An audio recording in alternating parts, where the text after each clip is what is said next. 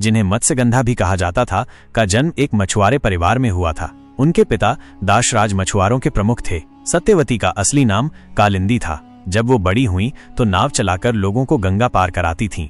सत्यवती के शरीर से मछली की गंध आती थी, जिस कारण लोग उन्हें मत्स्यगंधा कहते थे। हालांकि उनका भाग्य उन्हें भविष्य में एक महान राजमाता बनने की ओर ले जा रहा था। एक दिन जब सत्यवती अपनी नाव से गंगा पार करा रही थीं, तभी महान तपस्वी महर्षि पाराशर वहां आए। उन्होंने सत्यवती को देखा और उनके रूप सौंदर्य पर मोहित हो गए। उन्होंने सत्यवती से अनुरोध किया कि वो उनकी पत्नी बने। सत्यवती को यह सुनकर संकोच हुआ और उन्होंने कहा कि मैं एक मछुआरे की पुत्री हूँ और मेरे शरीर से मछली की गंध आती है। अगर मेरे पिता को पता चला तो वे हमें स्वीकार नहीं करेंगे। अगर मैं अविवाहित रहते हुए माँ बन गई तो मेरी बदनामी होगी। ऋषि पाराशर का वरदान। महर्षि पाराशर, जो एक सिद्ध ऋषि थे, उन्होंने सत्यवती को 3 वरदान दिए। उनके शरीर से मछली की गंध खत्म हो गई और वह दिव्य सुगंध से भर गईं। इस कारण उन्हें बाद में योजना गंधा कहा गया।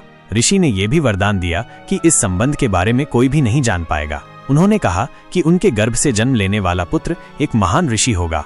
महर्षि वेदव्यास का जन्म।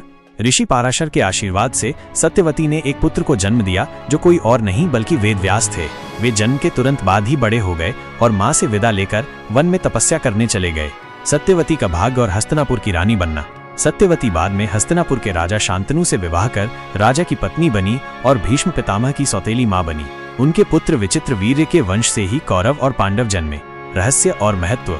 सत्यवती और पाराशर का संबंध समाज से छिपा रहा, क्योंकि ये एक विशेष दैवीय संयोग था। वेदव्यास, जो महाभारत के रचयिता हैं, इसी संबंध से उत्पन्न हुए थे। यह कथा दिखाती है कि भाग्य और नियति किसी को भी असाधारण बना सकते हैं, चाहे वे किसी भी परिस्थिति में जन्मे हों। सत्यवती की कथा रहस्य, शक्ति और नियति का अनोखा संगम है। एक साधारण मछुआरे की पुत्री कैसे हस्तिनापुर की महारानी बनी और महाभारत की नींव रखने वाली बनी, यह उनकी कथा को अद्भुत और प्रेरणादायक बनाता है।